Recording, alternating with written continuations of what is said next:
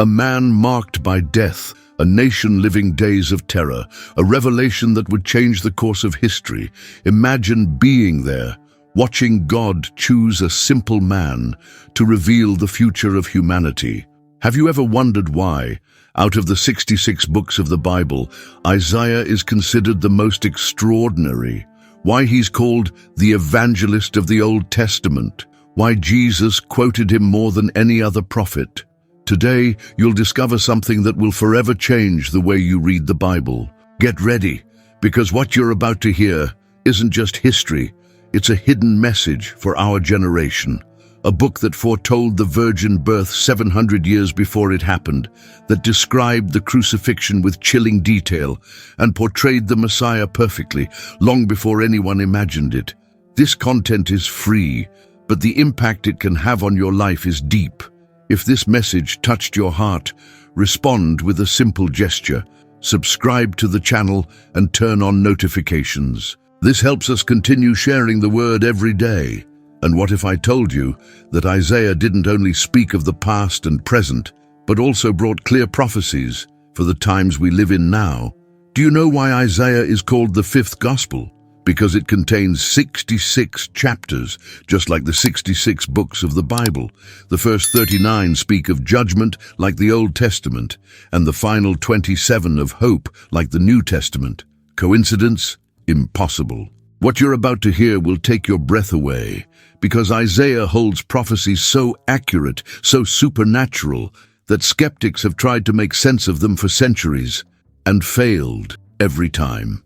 Get ready for a journey that will transform your faith, because after this story, you'll never see the Bible the same way again.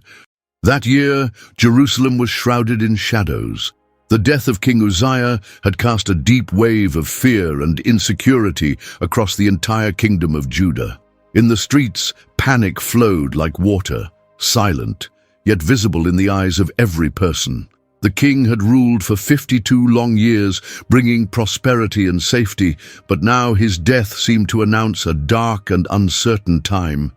Isaiah, a young priest from an honored lineage, watched it all with growing concern. He had grown up hearing stories of God's greatness, witnessing the temple rituals since childhood. But now it seemed Jerusalem had lost its way. Corruption and idolatry had begun to seep into the very heart of the holy city. Nobles and priests, who were meant to be examples of righteousness, now sought only their own gain. Isaiah felt deeply troubled. Sitting in a small chamber near the temple, Isaiah meditated in silence. The wind howled, slamming the windows with force, as if warning of what was to come. He felt that something was about to change drastically, though he couldn't say exactly what. His heart was restless, filled with a mix of fear and anticipation. Suddenly, the door burst open, shattering the silence. "Brother Isaiah! Brother Isaiah!" shouted Jeremiah, his close friend. "Have you heard the news? The borders are under threat. The Assyrians are marching against us. They say with Uzziah dead, we are easy prey." Isaiah took a deep breath before answering. "And our people, Jeremiah, how are they reacting?" Jeremiah lowered his head, dejected, desperate, lost. Some speak of forming alliances with nations that worship other gods. Isaiah's expression grew even darker. "Jeremiah, our salvation does not lie in human alliances. We must return to the God of our fathers." Jeremiah looked deeply into Isaiah's eyes. "But who will listen in times like these? Who will hear your words?" Isaiah remained silent for a moment, gazing at the horizon where dark clouds began to gather. "Perhaps no one will hear me now, but someone must speak. Someone must remind our people who the true king is." Jeremiah nodded, moved by his friend's unwavering conviction. Later, walking toward the temple, Isaiah saw men arguing anxiously in the streets, and women weeping for their sons, who might soon be called to war. An elderly priest approached with a disheartened look. "Young Isaiah, do you truly believe God still hears us? Look around you. God has abandoned us." Isaiah replied calmly but firmly, "God would never abandon us. We are the ones who have turned away from him." The old man shook his head in disbelief and slowly walked away. Upon entering the temple, A heavy silence hung in the air, almost tangible.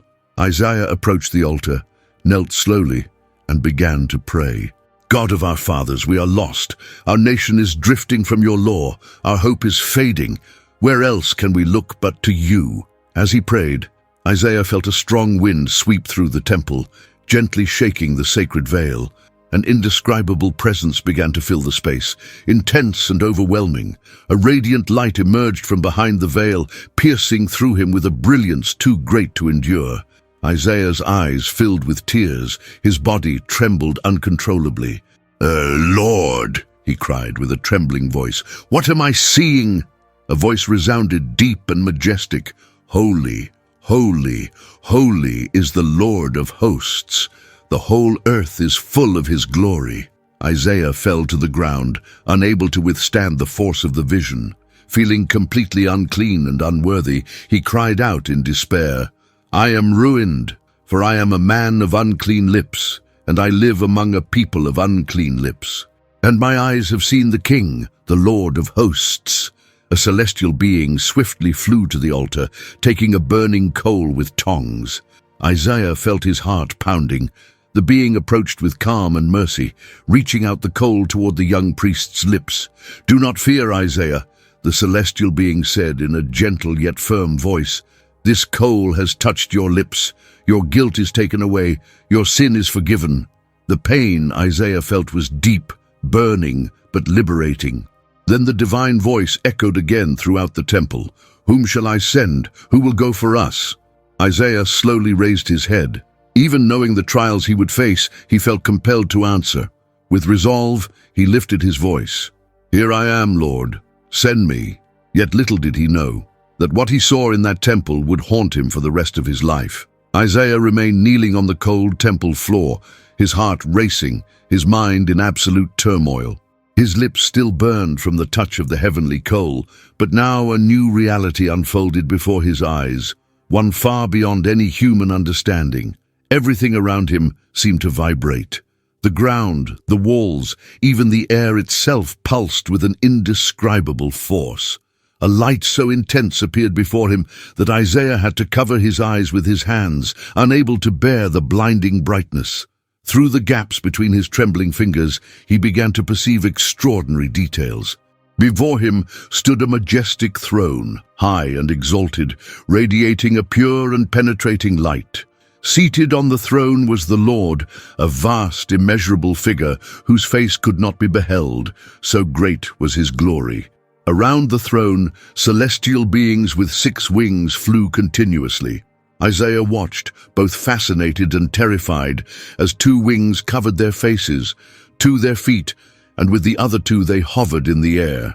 A deep and powerful melody echoed throughout the temple, repeating without ceasing, Holy, holy, holy is the Lord of hosts. The whole earth is full of his glory.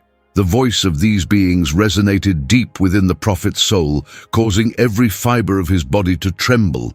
The entire temple seemed to quake under the intensity of that divine proclamation, while smoke began to fill the space, partially clouding his vision. Overwhelmed by fear, Isaiah began to murmur to himself, How can I be here? This is too much for any man to bear. With every repetition of the celestial chant, his heart sank deeper into the painful awareness of his own impurity. It wasn't just fear. It was an overwhelming sense of shame in the face of divine perfection. He bowed his head, a tear slowly tracing down his cheek and falling onto the temple floor. I am ruined, he whispered, trembling under the weight of that terrifying revelation. I am unworthy of this. I do not deserve to witness such glory. I am a man of unclean lips, and I live among a people of unclean lips. Isaiah pressed his hands to his chest, trying to ease the suffocating weight pressing down on him. His breathing grew difficult, his body weakening under the magnitude of the vision. Why have you brought me here, Lord? He groaned, feeling completely unable to withstand such holiness. As he remained kneeling, the voice that echoed throughout the temple seemed to intensify even more. The young priest realized that the very foundations of the temple were trembling beneath the force of the celestial proclamation. Isaiah began to sob deeply, recognizing the gravity of his own condition before the perfect holiness that surrounded him. "There is no salvation for me here," he whispered, desperate. "I am before the living God. No mortal can survive his presence." Suddenly, a shadow fell over Isaiah, interrupting his despairing thoughts. He slowly lifted his head and saw one of the seraphim swiftly approaching. His heart pounded and fear overtook him, convinced that this moment would be his end. The celestial being held something in his hands. Isaiah tried to identify it, and his heart nearly stopped when he realized what it was: a burning coal taken directly from the heavenly altar. The searing glow of the ember seemed to light up the entire temple, casting dancing shadows on the smoke-filled walls. The celestial being came closer, his piercing eyes fixed on the trembling prophet. "No, Lord, I cannot bear this," Isaiah pleaded, trying in vain to retreat. The being landed gently before him, holding the glowing coal firmly in one hand. His eyes radiated calm and assurance. "Isaiah," said the celestial being with a deep and comforting voice, "this coal will touch your lips to purify you. Do not be afraid." Before Isaiah could react, he felt the searing heat of the coal touch his lips. The intense pain was mixed with an indescribable sense of relief and cleansing. He cried out, not from the physical pain, but from the overwhelming shock. The celestial being smiled gently as he withdrew the coal from Isaiah's lips. "Your guilt has been removed. Your sin is forgiven." Still stunned by the intensity of the moment, Isaiah slowly lifted his eyes to the glorious throne before him. He felt incredibly light, as if a crushing burden had been completely lifted from his heart. Then a powerful and profound voice resounded once again, this time with a clarity that could not be ignored. "Whom shall I send, and who will go for us?" The divine voice seemed to penetrate Isaiah's very bones, filling him with supernatural conviction. Without thinking of any future consequences, Isaiah responded immediately, his voice firm and resolute. "Here am I, Lord, send me." But even as he spoke those words, a chill ran down his spine. Something inside him whispered clearly that his life would never be the same. He had no idea of the pain, rejection, and trials that still awaited him. The intense light slowly began to fade, and Isaiah realized that the vision was coming to an end. But before he could breathe a sigh of relief, a sudden wave of deep anguish washed over him. Something was still hidden, something he would have to carry for a long time. Just when he thought the experience was over, a new and terrifying image began to form slowly before his eyes. And when Isaiah thought he would die, something completely unexpected happened. The heat still burned on Isaiah's lips. Even after the celestial being had withdrawn with the burning coal, the sensation of fire remained, pulsing intensely. It was a pain mixed with a strange sense of relief, as if, with every passing second, something impure was being torn from within him. Isaiah remained kneeling, eyes closed, breathing heavily. His body trembled. His hands, resting on the cold temple floor, could barely support his weight. It was as if he stood between life and death, between the human and the divine. A soft, yet firm voice broke the silence.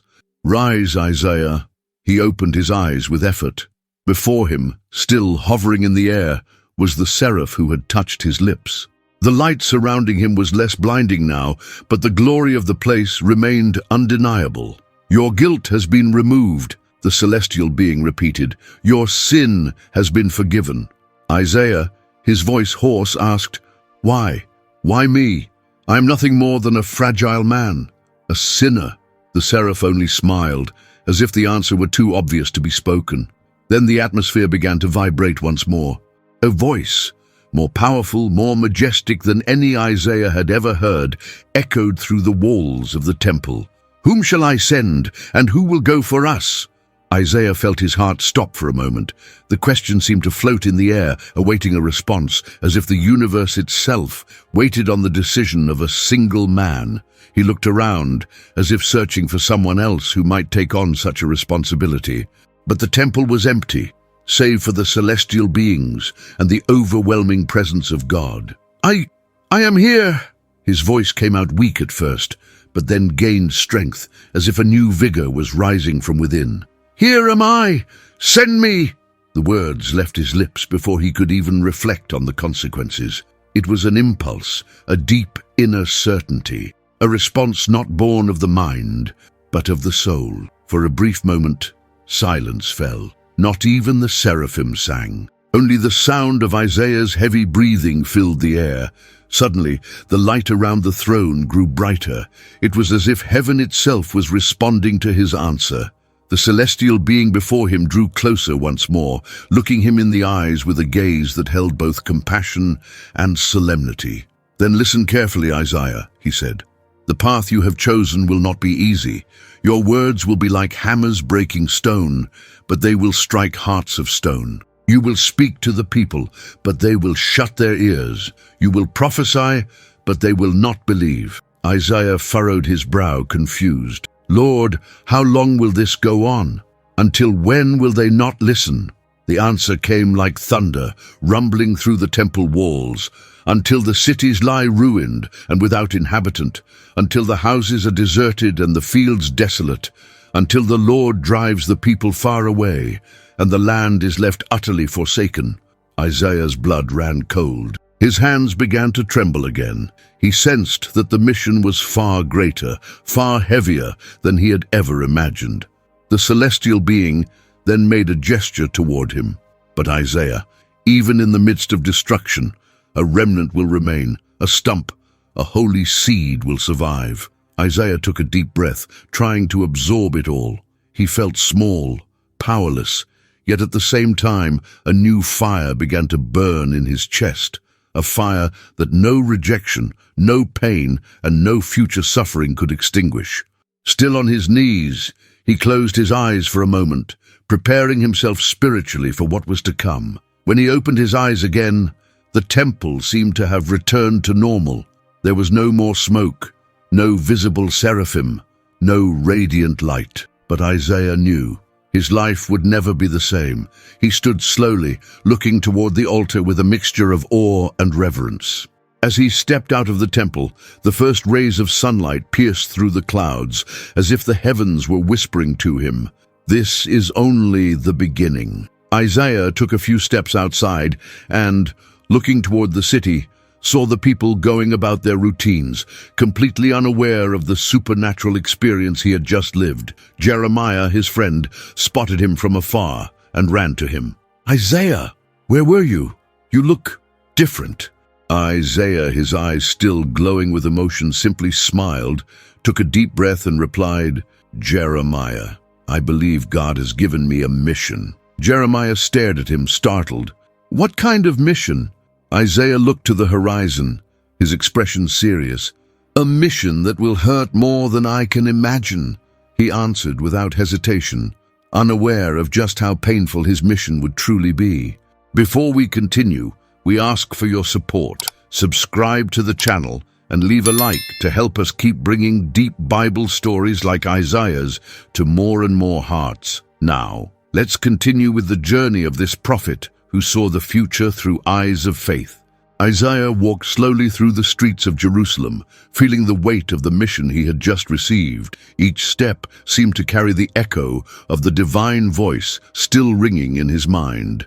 "Go and tell this people." But what God had said afterward left the young prophet with a heavy heart. "Jeremiah," said Isaiah, calling out to his friend as he approached a small square where some men were arguing about politics and war. "I need to tell you something." Jeremiah turned quickly. "You're still not yourself, Isaiah. Ever since that morning in the temple, your eyes have changed. What happened?" Isaiah took a deep breath, as if drawing courage from the depths of his soul. "God called me, but..." He hesitated for a moment. "He also revealed to me that the people will not listen to me." "What do you mean?" asked Jeremiah, frowning. "God said they will have ears, but not hear, eyes, but not see. Their hearts will become hardened." Jeremiah fell silent for a few seconds, as if trying to process what he had just heard. "So, you're saying God is sending you to preach already knowing that no one will listen? Exactly, Isaiah replied, his gaze sorrowful. My mission is to proclaim, Jeremiah, even if no one wants to hear. His friend ran a hand through his hair, confused. That makes no sense, Isaiah. Why would God do that? Isaiah sighed deeply. Because even in the midst of rejection, there is a greater purpose. A remnant will be saved. A holy seed will remain. The two walked in silence until they reached the entrance of the marketplace. There, Isaiah saw a group of religious leaders, the same ones he had seen many times in the temple. Approaching cautiously, Isaiah raised his voice. O people of Jerusalem, thus says the Lord, listen closely, but do not understand. Look clearly, but do not perceive. Some men stopped to listen. Others simply shook their heads, laughing with disdain. Another prophet with words of doom, one of them muttered. We don't need prophets, we need soldiers, shouted another. Isaiah, his gaze fixed and full of determination, continued, Harden the hearts of this people, O Lord. Shut their ears, blind their eyes, until the cities lie in ruins, until the fields are laid waste. Silence fell over the square for a few seconds, but soon laughter and insults began again. Go away, Isaiah, shouted an elderly man. We don't need your threats. Jeremiah approached his friend, grabbing him by the arm. Let's go, Isaiah. They're not ready to listen. As they walked away, Isaiah suddenly stopped and looked back. Something inside him told him that this initial rejection was only the beginning of a long and painful road. That night, back in his small home, Isaiah knelt and prayed, Lord, how long? How long will I preach and not be heard? How long will I watch my people drift further and further from you? The answer came as a deep whisper in his mind. Until the land is devastated, until chaos covers the cities, until only a burned stump remains. But from that stump, life will rise again. Isaiah slowly opened his eyes, feeling a mix of fear and hope. Days later, the news began to arrive. Enemy troops advancing, hunger, injustice rising in the streets. The words Isaiah had prophesied were beginning to come true before his very eyes. And still, the people remained indifferent. One morning, while passing through the marketplace, Isaiah heard a group of women weeping. Another village was destroyed, one of them lamented. Isaiah clenched his fists. They must hear, they must understand, he muttered to himself. Jeremiah appeared from around a corner. Isaiah, are you going to keep going? Until my last breath, he answered, resolute. Isaiah knew his journey would be marked by pain, rejection, and solitude. But something inside him told him that God's purpose was greater than he could possibly understand at that moment. But the greatest revelation of all was still to come. Days in Jerusalem had become more tense. Each morning brought bad news. Battles lost, failed political alliances, hunger in nearby villages. Isaiah walked the streets, observing the weary faces of his people. He knew his mission was to proclaim, even if no one listened, but that didn't lessen the weight in his heart. One cloudy afternoon, Isaiah was summoned to the royal palace. King Ahaz, now on the throne, appeared insecure, hesitant, and overcome with fear. The threat of invasion from the kingdoms of Israel and Syria had driven the monarch into panic. Upon entering the throne room, Isaiah immediately sensed the tension. Armed guards, murmuring advisors, pale faces filled with worry. Isaiah! The king called out in desperation. What does your God say about all of this? We're surrounded by enemies. My heart is consumed by fear. Isaiah took a deep breath. He closed his eyes for a brief moment, drawing strength. Then he stepped closer to the king. Hear me, O house of David. Do not fear the two smoldering stubs of firewood, those kings of Syria and Israel, he began with a firm voice. King Ahaz looked at him anxious. But how can I not be afraid? They are already at our gates. Isaiah remained unmoved. God will give you a sign, something that will prove he is still in control. He paused briefly and looked straight into the king's eyes. Behold, the virgin shall conceive and bear a son, and shall call his name Emmanuel. A heavy silence fell over the room. What? Asked Ahaz, visibly confused. A virgin conceiving? That's impossible. The advisors around him began to murmur, exchanging doubtful glances. This makes no sense, whispered one. Isaiah, you speak in riddles, said another, irritated. Jeremiah, who had accompanied Isaiah to the palace, stepped closer and whispered, Isaiah, are you sure of what you heard? Isaiah nodded firmly. Absolutely. While the men in the room questioned, laughed, and mocked the prophecy, Isaiah stood still. His gaze was fixed on something far beyond human understanding. Emmanuel, he repeated softly, almost like a prayer. As they left the palace, Jeremiah walked beside Isaiah, still stunned. A virgin? How can that happen? Isaiah stopped and turned to his friend. I don't know, Jeremiah. I don't understand how. But I know this is what God revealed, and I know that one day that child will be born. But the people, Jeremiah insisted, they hardly believe what you already say. How can they possibly accept something like this? Isaiah looked up at the sky, now covered in gray clouds. I don't understand it all either, my friend, but I know I must speak. In the days that followed, the news of the prophecy spread quickly. Wherever he went, Isaiah heard the comments. A son from a virgin. Madness, some said. Now the prophet is truly delusional, others mocked. There were laughs, sarcasm, even direct insults. One morning, as he walked toward the temple, Isaiah was approached by a group of young men. Hey, prophet, one of them shouted. When's your Emmanuel coming? We get it. You love metaphors, right? Isaiah stopped, looking at them calmly.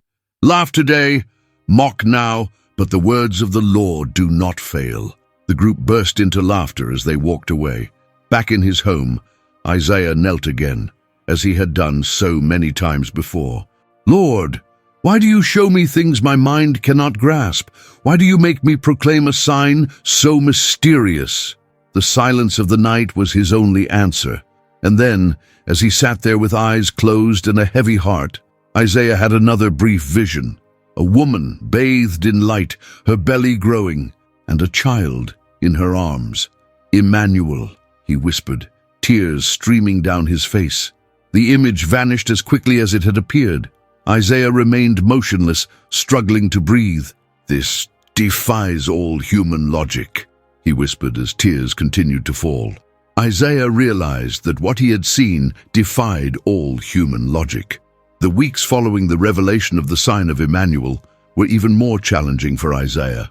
Tension in Jerusalem was rising like a storm about to break. Enemies surrounded the borders, and fear had taken hold of everyone. Even so, Isaiah rose every morning with the same conviction, to deliver the message of hope that God had entrusted to him. On a cold morning, Isaiah stood in the central square of the city. There, merchants were setting up their stalls, and citizens wandered about, discussing the latest military threats. Isaiah raised his voice with conviction. Hear me, people of Judah. Do not let fear consume you. The Lord himself will give you a sign. The virgin shall conceive and bear a son, and he shall be called Emmanuel, God with us. Some people stopped to listen. Others simply walked on, shaking their heads in disapproval.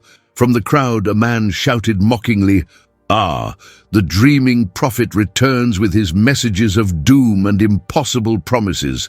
Another man, with a bitter expression, added, Emmanuel, what kind of God allows such suffering to fall upon us?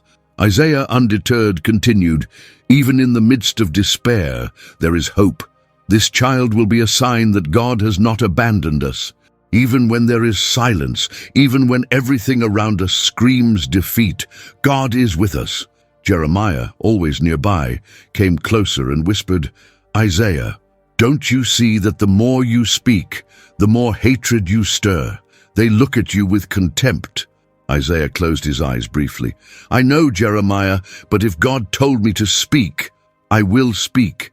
Even if no one believes, his word does not return empty. That night, Isaiah gathered his family at home. With his wife and children around him, he spoke with emotion thick in his voice.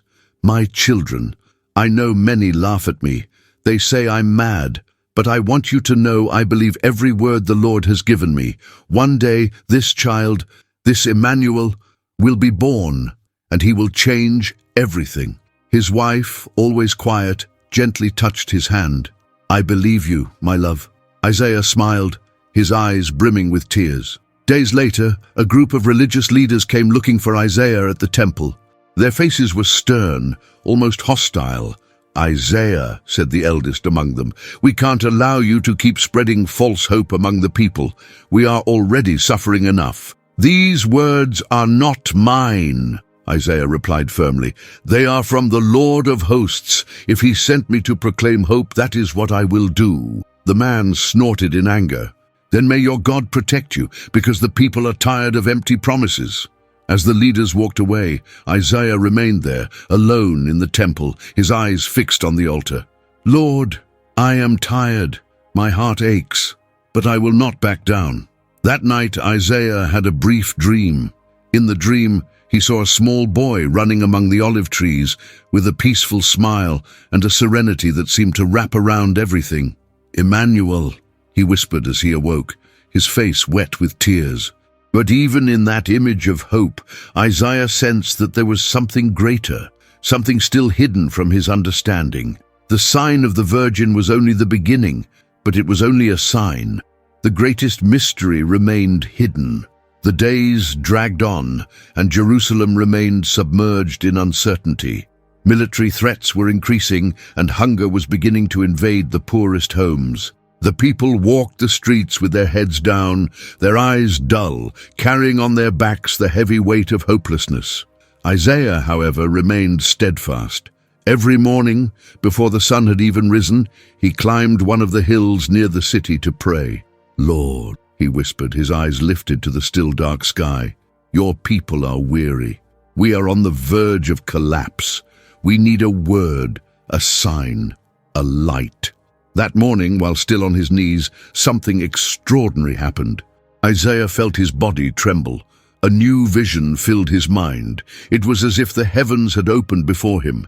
He saw a child, but not an ordinary child. There was a special glow around him, as though the very glory of God rested upon that small figure. A heavenly voice echoed, "For unto us a child is born, unto us a son is given, and the government shall be upon his shoulders, and his name shall be called Wonderful Counselor, Mighty God, Everlasting Father, Prince of Peace." Isaiah opened his eyes, startled. His heart raced. "A Prince of Peace," he whispered, still trying to grasp the meaning of what he had just seen. Without wasting a moment, Isaiah descended the hill and ran through the streets of Jerusalem. He found a small group gathered at the entrance to the marketplace, and without hesitation began to proclaim, "Listen, people of Judah, there is hope. The Lord has revealed to me that a child will be born. He will bring government, justice, and everlasting peace. His name shall be Wonderful Counselor, Mighty God, Everlasting Father, Prince of Peace." People stopped, some curious, others skeptical. A middle-aged man dressed as a merchant crossed his arms and shouted, "Another child, Isaiah. Wasn't the story of Emmanuel enough? And now you come with yet another prophecy?" A woman holding her small child in her arms asked hesitantly, "When, Isaiah? When will this child be born? We're tired of waiting." Isaiah took a deep breath. "I don't know when, but I know that God fulfills what he promises." Jeremiah, always at his side, pulled him into a corner. "Isaiah, do you realize what you're doing? Every new word you speak seems to divide the people even more. Some are starting to believe, but many others are turning against you." "I know, Jeremiah, but the message is not mine." Isaiah clenched his fist firmly. "I cannot remain silent." That night, lying on his small bed, Isaiah could barely sleep. The words of the vision echoed endlessly in his mind. "Prince of Peace, Mighty God, Everlasting Father." "Lord, how can a simple child bear such grand titles?" he asked in prayer. "Who will this son be? How will we recognize him?" The following days were even more difficult. Each time Isaiah rose to speak in public, the tension grew. Some religious leaders began to spread rumors that he was going mad.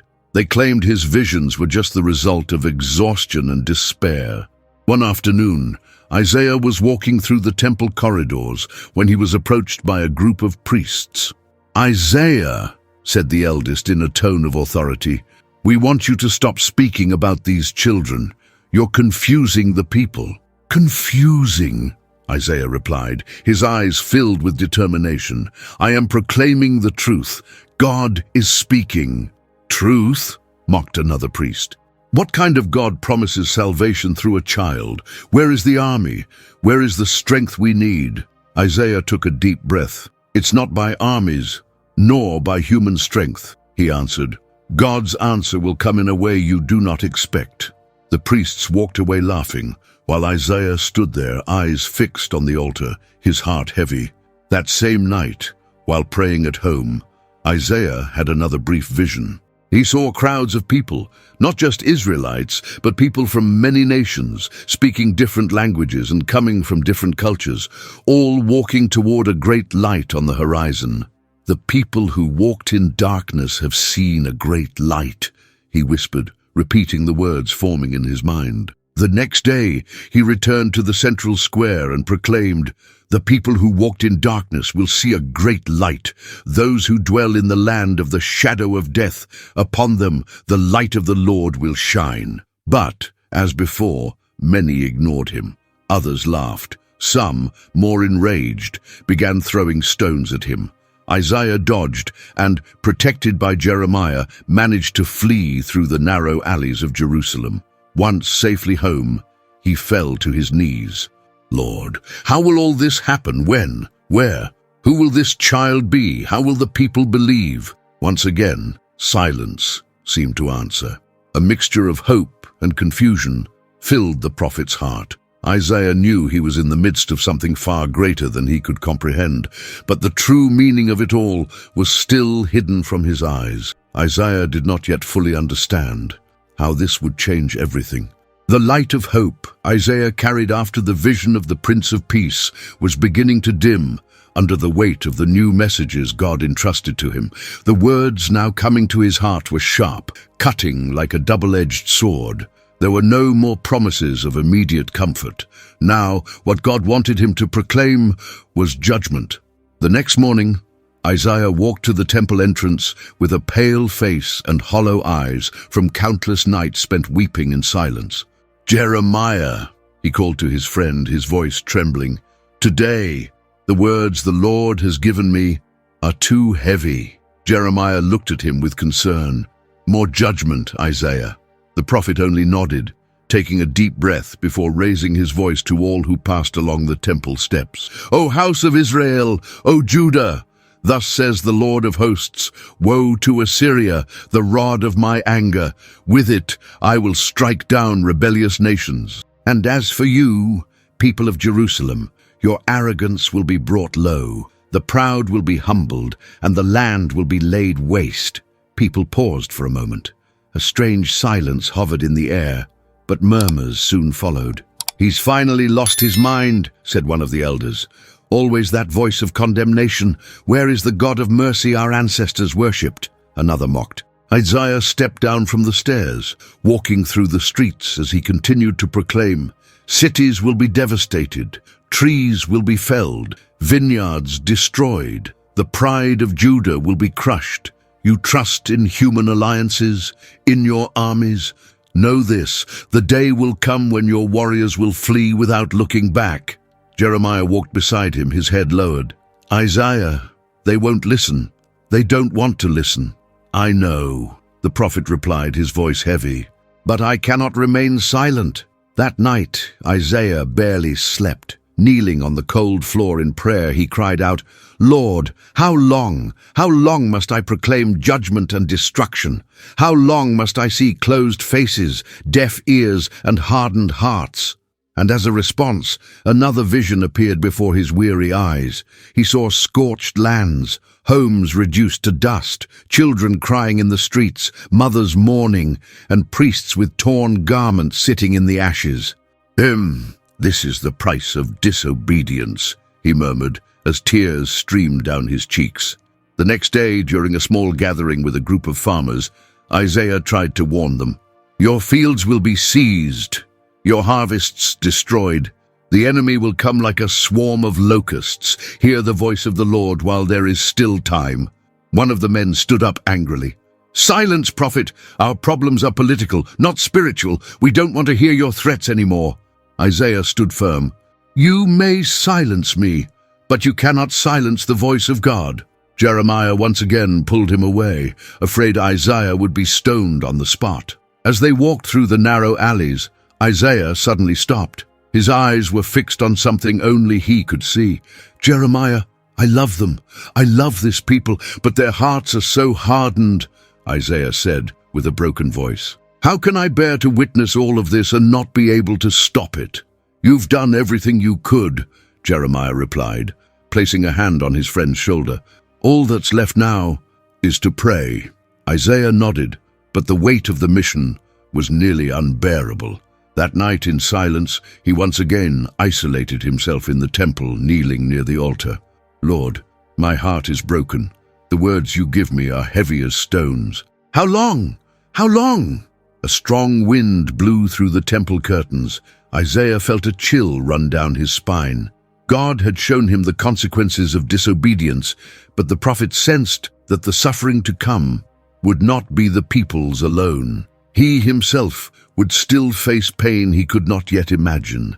Isaiah wondered if he could bear any more, unaware that the greatest pain was still to come. Weeks passed, and Isaiah's heart remained in constant conflict. The weight of the prophecies of judgment still consumed him, but in the midst of the pain, a new vision began to emerge during his early morning prayers. It was a cold morning. The wind cut through the streets of Jerusalem as Isaiah once again climbed the hill where he often sought answers. He knelt on the dry ground, hands lifted toward the sky. Lord, how long will I see only destruction? How long will you show me only judgment? As he prayed, his eyes closed, and then a new scene began to form before him. It was not a vision of war, nor of ruin, but of a man of humble appearance with a marked face, shoulders bent as if carrying an invisible burden. Isaiah squinted, trying to see more clearly. Who is this? He whispered as the vision became clearer.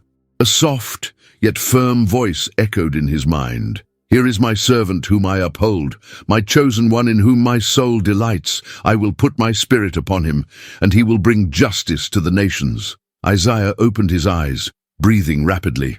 Sweat dripped from his forehead despite the morning chill. A servant?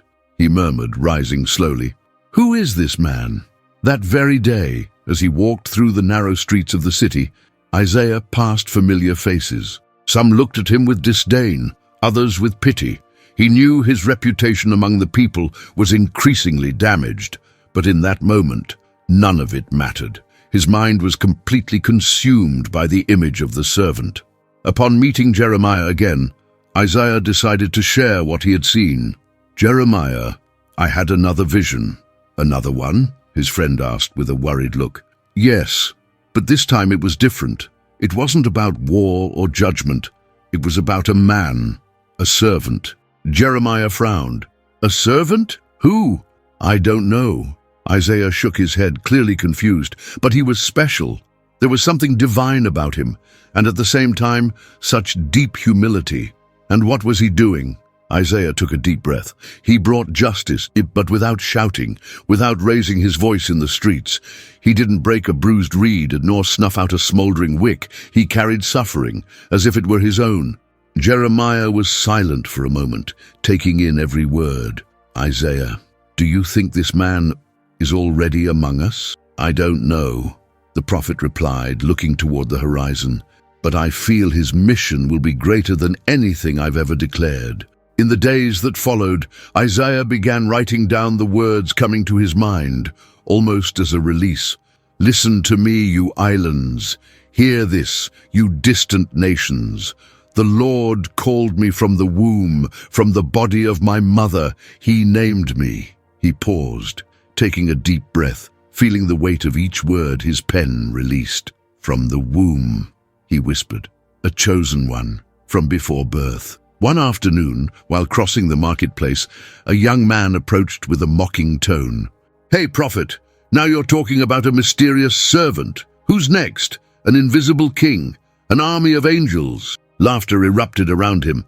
Isaiah said nothing, but inside, the inner conflict grew. That night, lying in bed, Isaiah couldn't sleep. The images from the vision haunted him, the face of that servant, the look of compassion, the expression of suffering and determination at once. He rose and walked to the small table where he kept his scrolls and began writing again. "I have made you a light to the Gentiles, that you may bring my salvation to the ends of the earth." Isaiah paused for a moment, staring at the phrase, "a light to the Gentiles." That was unimaginable. Salvation, not just for Israel. He ran his hands over his face, trying to sort through his thoughts. "What does all this mean, Lord? Who is this servant? Why does he carry so much suffering?" A chill ran down his spine. For the first time, Isaiah had the impression that the story being revealed to him went far beyond his understanding. Isaiah was on the verge of discovering something that would change everything he believed. Little by little, Isaiah's words about the servant began to echo more loudly through the streets of Jerusalem. But instead of bringing comfort, they stirred confusion, irritation, and above all, rejection. On a cloudy morning, Isaiah stood at one of the busiest street corners in the city. His voice rang firm, yet heavy with sorrow. "Listen, O house of Israel, the Lord has revealed his servant, a man of sorrows, acquainted with suffering, despised and rejected by men." Passers-by stopped for a moment. Some looked with disdain, others with indifference. "There he goes again," muttered a merchant. "Always speaking of suffering. Who wants to hear about that? We want to hear about victory, about salvation, not about pain." Isaiah continued, ignoring the piercing gazes around him. "The servant will offer his back to those who strike him, and his cheeks to those who pull out his beard. He will not hide his face from insults or spit. He will be humiliated, yet he will not open his mouth to defend himself." Suddenly, a stone flew and hit the ground just beside his feet. "Enough, Isaiah," shouted a man with hatred in his eyes. "I'm done with your words of doom." Other voices joined in. "Shut up, prophet of sorrow. Why would God choose a weak man to be his servant? We want a liberator, a warrior." Isaiah felt his chest tighten. Even surrounded by the crowd, the weight of solitude pressed heavier than ever before. Later that afternoon, as he returned home, Isaiah was met with something that hurt even deeper. His own cousin Eliab, whom he had grown up with and shared many memories, was waiting for him at the door. "Isaiah," Eliab began, glancing around to make sure no one was listening, "I've come to ask you, please, stop this." "Stop?" Isaiah responded, his voice breaking. "People are saying you've gone mad. No one wants to do business with our family anymore. My daughters are being avoided by their friends. Our relatives, they're ashamed of your name." Isaiah lowered his head. The blow cut deep. "Eliab, I didn't choose this, but God chose me. I can't stay silent." His cousin clenched his fists in frustration. "Then bear the consequences alone. Don't count on me anymore." Without waiting for a reply, Eliab turned and walked away. Jeremiah, who had watched from a distance, approached. "Isaiah, even your family now?" "Even them," Isaiah replied, eyes filled with tears. That night, Isaiah withdrew into the temple. He fell to his knees before the altar and cried out, "Lord, how long? How long will I be mocked? How long will I be rejected by those I love?" As he wept, a new vision began to take shape. This time, the servant was even clearer. Isaiah saw the gentle-eyed man being shoved, beaten, spat upon. The servant remained silent, enduring every blow without retaliation. Isaiah cried out in agony, "Why? Why so much suffering? Who is this man, Lord?" But the vision did not end there. Isaiah's gaze was drawn to a detail he hadn't noticed before. He saw blood. The servant's face was covered in blood, but it wasn't just blood. It was flowing from open wounds on his back, as if he had been scourged, punished, publicly humiliated. Isaiah covered his face in despair. "My God, what is this? Who would commit such cruelty against an innocent?" His heart pounded. The tears fell uncontrollably. And there, alone and rejected on the temple floor, the prophet understood that the pain he carried was only a faint shadow of the pain that this servant would endure. Amid rejection, Isaiah sees a terrifying detail in the vision. Isaiah could not sleep. The images from the last vision haunted him night after night. Every time he closed his eyes, he saw that man's face, the servant, a gaze so full of pain, of rejection, and at the same time of a strange and inexplicable compassion. On a cold morning, Isaiah climbed the same hill where he had prayed so many times before. He knelt with his face to the ground and cried out in agony, "Lord, please, I can't take this anymore. Why do you make me see this?" And once again, as so many times before, the heavens seemed to tear open before him. The vision came, strong and relentless. Isaiah saw the servant, now in greater detail than ever before. The man walked slowly down a narrow street, surrounded by people who looked at him with disdain. Some spat on the ground as he passed. Others shook their heads in disapproval. An inner voice began to narrate in Isaiah's mind, as if God himself were dictating the words. He was despised and rejected by men, a man of sorrows, acquainted with suffering. Isaiah gasped for breath. He saw the servant being pushed, dragged, beaten without mercy. His face was swollen, covered in bruises. His eyes, barely open from so many blows, still conveyed love. How can he look like that?" Isaiah murmured, tears falling uncontrollably. And the voice continued, "Like one from whom men hide their faces. He was despised, and we esteemed him not." Isaiah collapsed to his knees, his whole body trembling.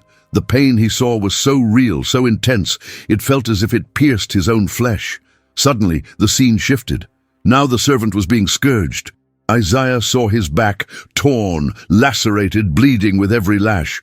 "No," cried the prophet, "this is too much, I can't bear it." But the vision continued. The whips fell hard, the skin ripped in strips, blood flowed, mixing with the dust of the road. And yet, the servant did not complain. He did not fight. He did not resist. Why does he accept this?" Isaiah murmured between sobs.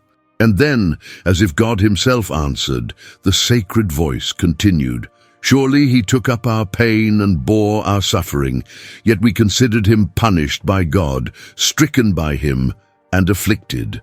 Isaiah, overwhelmed, shook his head, trying to cast out the image, but it remained, unshakable, cruel, real.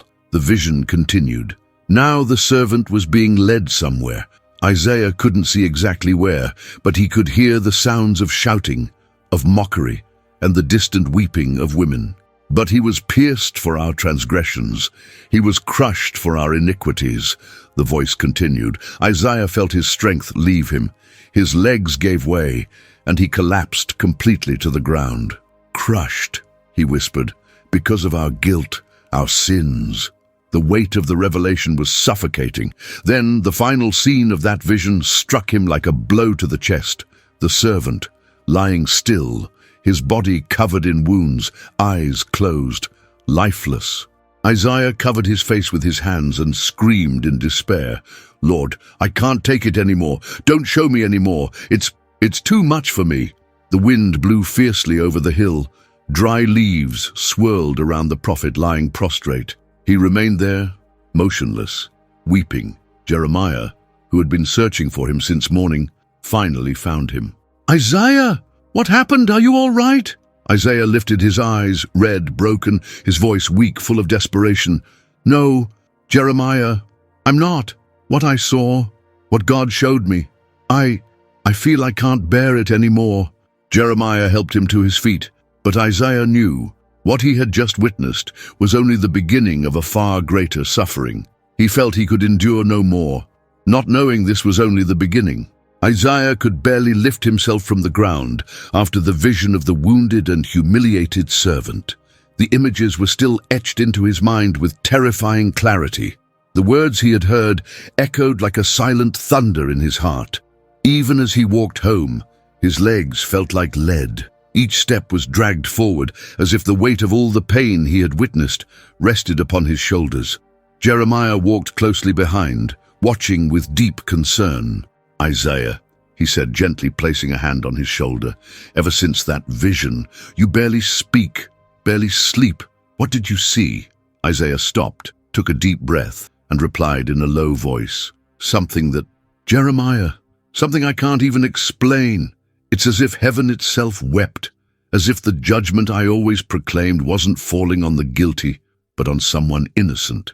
That night, Isaiah locked himself in his writing room. He took up his scroll, his inkwell, and began to write, his hands trembling as he poured out what his soul could no longer contain. The words flowed like a river, painful and inevitable.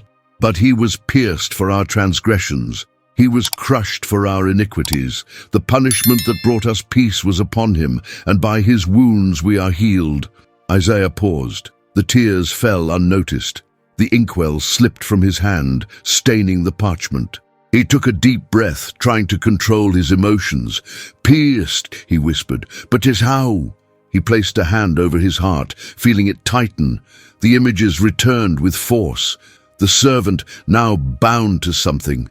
Isaiah looked closer. Wood, arms stretched out, hands and feet pierced by something he had never seen before. What is this?" he whispered, struggling to comprehend. It was a form of execution Isaiah had never known. No records of such a method existed in his time. It was something cruel, slow, prolonged suffering. The vision continued. The servant hung there, lifeless, his body covered in blood, people around him laughing, mocking, pointing fingers. He was oppressed and afflicted, yet he did not open his mouth. Like a lamb led to the slaughter, and as a sheep before its shearers is silent, so he did not open his mouth. The words came as if God himself whispered them to his heart.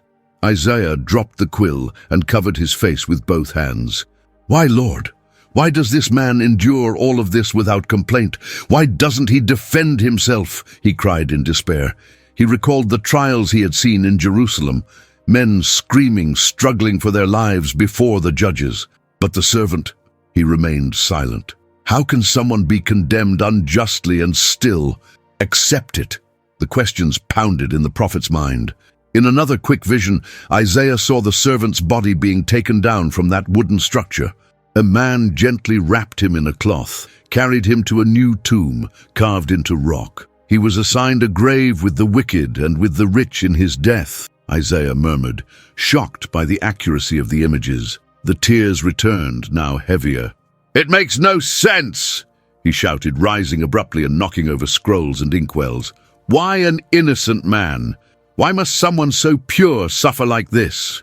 Jeremiah, hearing the shouting, rushed into the room. "Isaiah, what's happening?"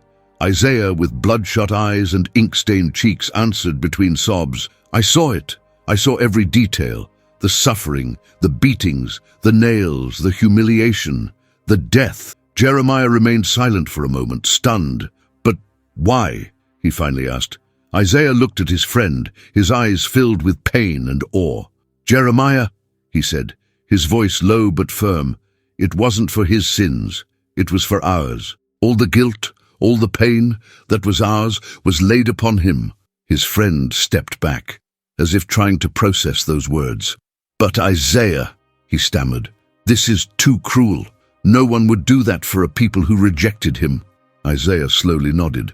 "No one, except someone sent directly by God, someone with a purpose far beyond our understanding." Silence filled the room. The two stood there motionless, immersed in the weight of that revelation. Isaiah picked up the scroll again and continued to write, even as his hand trembled, though he had done no violence, nor was any deceit in his mouth. He knew that no matter how much pain these words carried, they had to be written. They were words that would outlive generations. Yet as he immersed himself in the images of suffering, something new began to appear at the end of the vision. Something Isaiah could not yet fully grasp, but that left him even more unsettled. He saw a light, something beyond death, a detail that should not exist, something that defied all logic of what he had just witnessed. Isaiah stopped writing, took a deep breath, and whispered to himself with a dazed look, "This is impossible."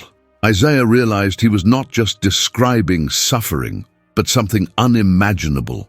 Isaiah remained motionless, his eyes fixed on the scroll, his hand still trembling over the wooden table. The images of the servant's suffering, humiliation, and death were far too vivid in his memory, as if he had been present in every moment, feeling every blow, every tear, every muffled groan. But now, something new, something that defied all human logic, began to take shape in his mind. As he tried to finish writing the final lines about the servant's death, a sudden light invaded his vision. It was no ordinary light. It was intense, almost blinding. Isaiah instinctively closed his eyes, yet the scene unfolding before him remained clear, astonishingly clear. He saw the same servant, now alive. "No, this can't be," he whispered, his voice choked. Isaiah opened his eyes wide, as if to erase the vision, but when he closed them again, the image persisted. The servant, the one he had just seen beaten, pierced, dead, was now standing. His face was serene, his eyes full of life. The scars of suffering were still there, but something else had taken their place. Something Isaiah couldn't name, but it made him tremble. A soft voice, like a divine whisper, echoed within him. After the anguish of his soul, he will see the light and be satisfied. Isaiah felt the ground shift beneath his feet. Light? Satisfied? After such suffering? He murmured, covering his face with his hands, trying to contain the storm of emotions. He abruptly rose from the table and began pacing the room. "This is impossible," he repeated. "No one returns from death. No one—" The sound of the door opening interrupted his thoughts. Jeremiah entered, out of breath. "Isaiah! Rumors are spreading. People are gathering, demanding that you stop speaking. They say your words are disturbing everyone." Isaiah, eyes fixed on the floor, responded in a low voice. "Jeremiah, what I've just seen, even I can barely believe it." "What?" Jeremiah stepped closer. Isaiah took a deep breath, as if struggling to organize his thoughts. "I saw life after death. I saw the servant, the one who was crushed, pierced. I saw him standing, alive, as if death itself had been defeated." Jeremiah stepped back, startled. "Isaiah, that's impossible." "I know," the prophet replied, tears falling slowly. "But I saw it with these eyes." Isaiah walked to his table, picked up the scroll, and with still trembling hands began to write once more. "And it pleased the Lord to crush him, causing him to suffer. And when he makes his soul an offering for sin, he will see his offspring. He will prolong his days, and the will of the Lord will prosper in his hand." He paused for a moment, reflecting on every word he was writing. "He will prolong his days," he repeated, trying to understand. "Does that mean he will live, even after being crushed?" Jeremiah, still in shock, sat down beside him. "Isaiah, do you realize what you're saying? You're writing that a man, a real man, will die and then live again." Isaiah nodded slowly. "That's exactly it. And more." He looked at his friend, his eyes full of awe. "He won't just live again. He will see the reward for his suffering. He will witness the fruit of his sacrifice, as if death didn't have the final word over him." Silence filled the room. Isaiah knew that revealing this to the people would bring even more mockery, more rejection, more pain. Who would believe in a resurrection? Who would accept such an outrageous prophecy? He closed his eyes, took a deep breath, and, still on his knees, whispered a prayer. "Lord, I'm standing at the edge of something my mind cannot grasp. I need understanding. I need your strength." In that moment, as the wind blew gently through the half-open window, Isaiah felt a new conviction begin to grow in his heart. Something great, something too revolutionary to comprehend alone, was being written through his hands. Isaiah knew he was standing at the edge of something far too revolutionary to understand alone. The days in Jerusalem remained heavy, as if the very air carried the weight of Isaiah's prophecies. Each message he announced seemed to tear away a bit more of the people's hope. War, famine, judgment, suffering, everything was unfolding just as he had declared. Yet that morning, upon waking, Isaiah felt something different in his spirit. Sitting at the edge of his bed, he closed his eyes and prayed silently, "Lord, after all I have seen, after all I have heard, is there any hope?" And in that moment, a new vision began to take shape. Isaiah saw fields blooming where there had only been dry land. He saw children playing in the streets without fear. He saw men and women joyfully rebuilding the walls of Jerusalem. Laughter and songs echoed through the city. A gentle voice, almost like a whisper, filled the air. "The Spirit of the Sovereign Lord is upon me, because the Lord has anointed me to bring good news to the brokenhearted. He has sent me to bind up the brokenhearted, to proclaim liberty to the captives and release from darkness for the prisoners, to proclaim the year of the Lord's favor and the day of vengeance of our God, to comfort all who mourn." Isaiah opened his eyes suddenly, his heart pounding. "Hope," he whispered. Without wasting time, he rushed out of his house. He walked through the streets, crossed the city squares, until he reached the temple. There, with a firm and emotional voice, he began to proclaim, "O Jerusalem, O people of Judah, listen, a time of restoration is coming. It won't always be ashes and mourning. There will be comfort for those who weep. There will be freedom for the oppressed." The people, used to Isaiah's harsh messages, looked on in astonishment. Some drew closer, curious. "Isaiah," asked an elderly woman, "are you saying that after everything there is still hope?" Isaiah smiled, his eyes filled with tears. "Yes," he replied with conviction, "after the darkest night the sun rises again. God has not forgotten us." Jeremiah, always by his side, placed a hand on his friend's shoulder. "This is the message you've been waiting for, isn't it?" Isaiah nodded. "God showed me judgment, showed me suffering, but now he shows me redemption, a new beginning, a new chance for all of us." The following days were different. Isaiah was still rejected by some, but for the first time he saw attentive eyes, open hearts, people willing to hear about a better future. He began to record this new vision with special care, to bestow on those who mourn in Zion a crown instead of ashes, the oil of joy instead of mourning, a garment of praise instead of a spirit of despair. They will be called oaks of righteousness, a planting of the Lord for the display of his splendor. As he wrote, tears ran down his face, but this time they were not of pain, they were of hope. Jeremiah watched him from a distance and said to another friend, "I've never seen Isaiah so determined, so full of life." Yet even with all this renewed energy, something still unsettled the prophet's heart. There was a detail, a piece of the puzzle that remained hidden. As much as he spoke of restoration and hope, Isaiah felt that the final purpose, the deepest answer to all the visions, had not yet been fully revealed. That night, as the cold wind rustled the curtains in his home, Isaiah knelt once again, alone. "Lord, you have shown me the pain, the judgment, the redemption, but I feel there is more, much more, something that ties it all together, something that will give meaning to every word I've written." He remained there for hours, waiting in silence. Fatigue overcame him, and Isaiah fell asleep right there on the floor. But in his dreams, a new light began to rise on the horizon of his mind. Something great, terrifying, and at the same time, glorious.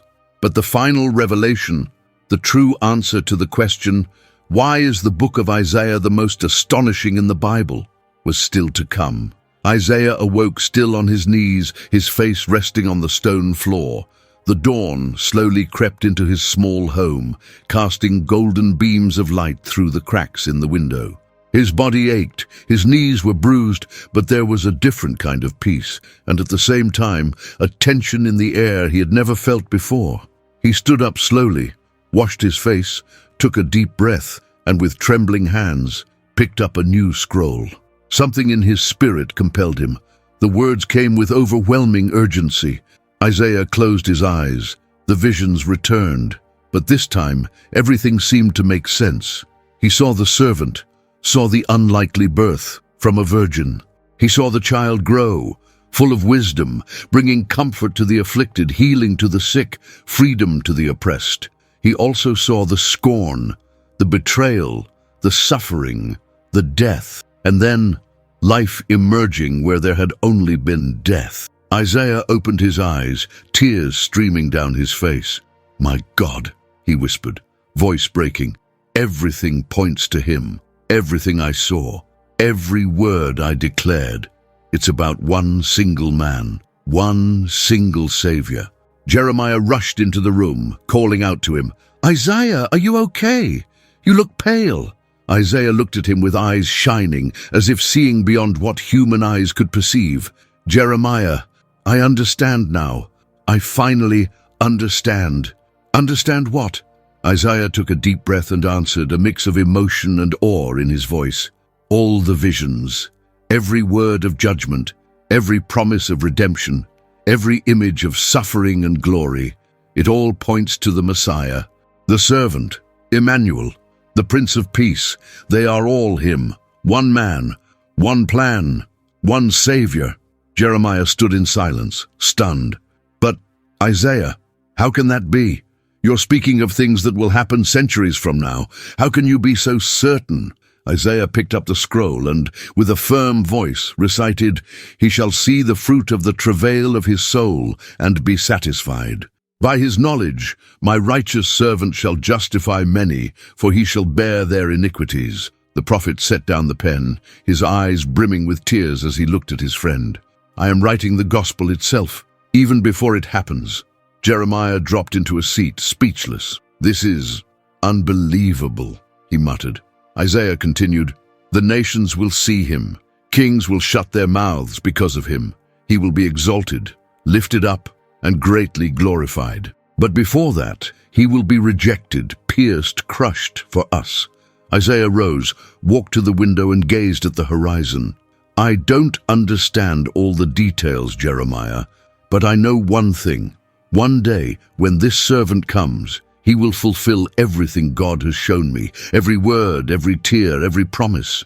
His friend, still in shock, asked in a low voice, "And the people, Isaiah, will they believe?" Isaiah smiled, his expression a blend of pain and hope. "Some will, others won't.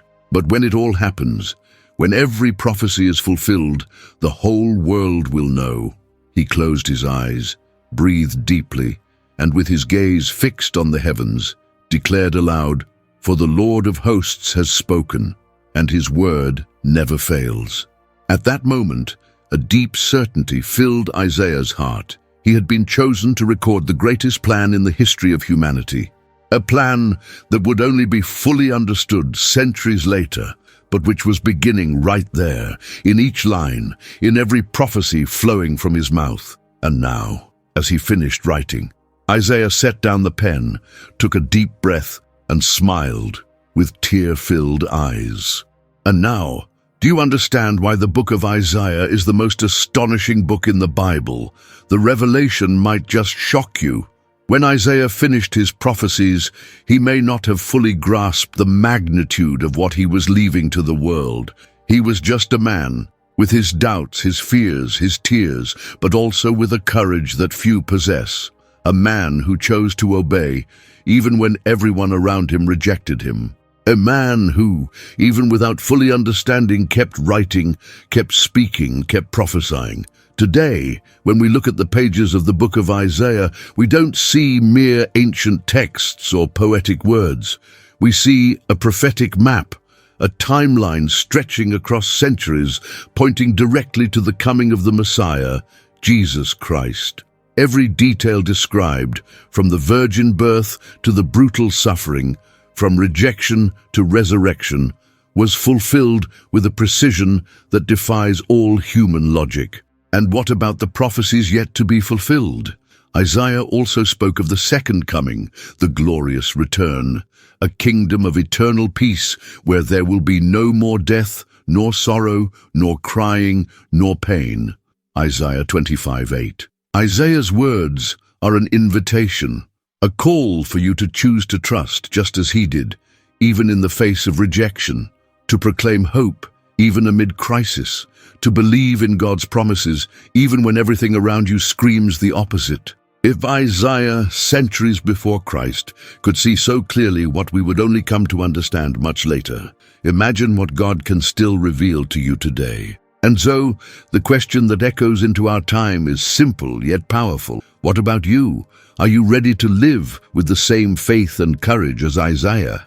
Are you ready to believe that just as every word from that time was fulfilled, God's promises for your life will also come true?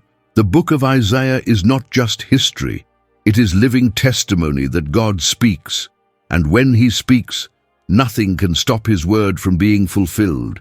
Rise, believe, proclaim, because the same God who called Isaiah is calling you today. If you enjoyed this story, 2 more videos featuring equally inspiring biblical characters will now appear on your screen.